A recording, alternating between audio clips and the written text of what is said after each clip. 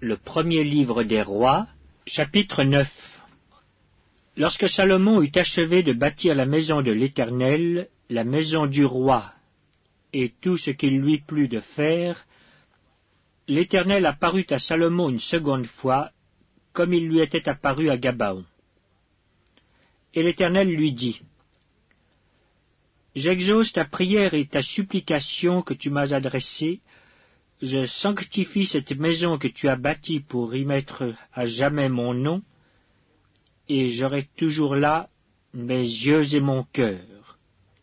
Et toi, si tu marches en ma présence comme a marché David, ton père, avec sincérité de cœur et avec droiture, faisant tout ce que je t'ai commandé, si tu observes mes lois et mes ordonnances, j'établirai pour toujours le trône de ton royaume en Israël, comme je l'ai déclaré à David ton père en disant, tu ne manqueras jamais d'un successeur sur le trône d'Israël.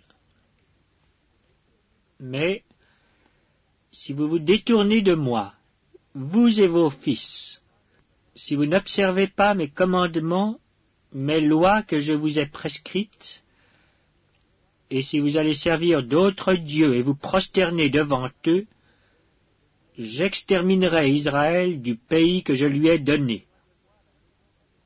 Je rejetterai loin de moi la maison que j'ai consacrée à mon nom, et Israël sera un sujet de sarcasme et de raillerie parmi tous les peuples.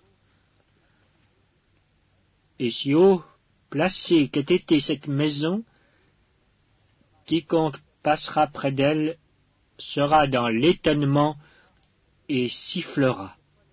On dira, pourquoi l'Éternel a-t-il ainsi traité ce pays et cette maison?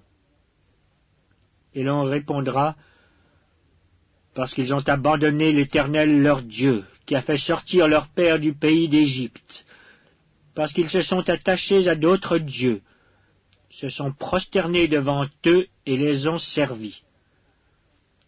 Voilà pourquoi l'Éternel a fait venir sur eux tous ces maux. Au bout de 20 ans, Salomon avait bâti les deux maisons, la maison de l'Éternel et la maison du roi. Alors, comme Hiram, roi de Tyr, avait fourni à Salomon des bois de cèdre et des bois de cyprès, et de l'or autant qu'il en voulut, le roi Salomon donna à Hiram 20 villes dans le pays de Galilée. Hiram sortit de Tyr pour voir les villes que lui donnait Salomon. Mais elles ne lui plurent point, et il dit, « Quelle ville m'as-tu donné là, mon frère ?» Il les appela pays de Kabul, nom qu'elles ont conservé jusqu'à ce jour. Hiram avait envoyé au roi 120 talents d'or. Voici ce qui concerne les hommes de corvée que leva le roi Salomon pour bâtir la maison de l'Éternel et sa propre maison, Milo et le mur de Jérusalem, Hatzor, Megiddo et Gézer. Pharaon, roi d'Égypte, était venu s'emparer de Gézer, l'avait incendié et avait tué les Cananéens qui habitaient dans la ville. Puis il l'avait donnée pour dot à sa fille, femme de Salomon. Et Salomon bâtit Gézer, Beth-Horon la basse, Baalat et Tadmor, au désert dans le pays, toutes les villes servant de magasins et lui appartenant, les villes pour les chars, les villes pour la cavalerie, et tout ce qu'il plut à Salomon de bâtir à Jérusalem, au Liban, et dans tout le pays dont il était le souverain. Tout le peuple qui était resté des Amoréens, des Hétiens, des Phéréziens, des Héviens et des Jébusiens, ne faisant point partie des enfants d'Israël, leurs descendants, qui étaient restés après eux dans le pays, et que les enfants d'Israël n'avaient pu dévouer par interdit, Salomon les leva comme esclaves de corvée, ce qu'ils ont été jusqu'à ce jour. Mais Salomon n'employa point comme esclaves les enfants d'Israël, car ils étaient des hommes de guerre, ses serviteurs, ses chefs, ses officiers, les commandants de ses chars et de sa cavalerie.